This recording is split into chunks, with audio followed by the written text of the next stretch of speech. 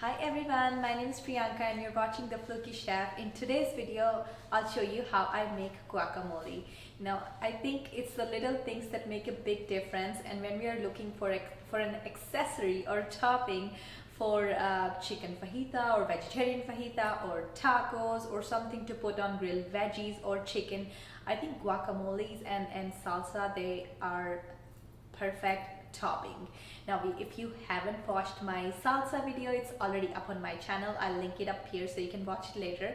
But for now, let's get into the guacamole recipe and see how I make it.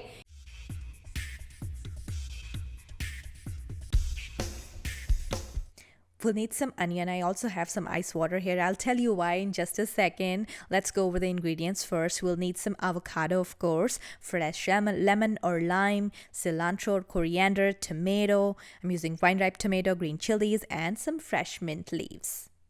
Now, a little hack I learned several years ago: if you let the chopped onions rest in ice water for just a couple minutes, it does take, some of the bitterness away and they don't taste that overpowering. So, chop the onions and dip them in the ice water, add some salt, and set it aside for just a couple minutes or until we finish prepping the rest of the ingredients. Next, we're going to chop the tomatoes in little quarter-sized pieces and transfer it to a bowl. And next up is cilantro, mint, and green chilies. Now, with green chilies, obviously, depending upon the heat that you can take, we do prefer our guacamole to be a little spicy, so I always leave the seeds on.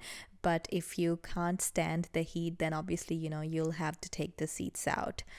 And with the help of a spoon, I'll scoop up the avocado, take the pit out.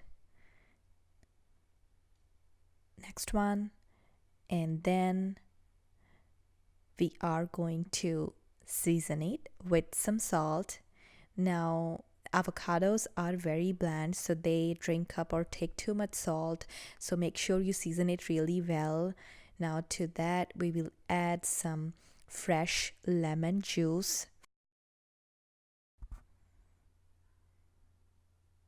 Finally, add the onions and with the help of a fork, start mashing the avocados.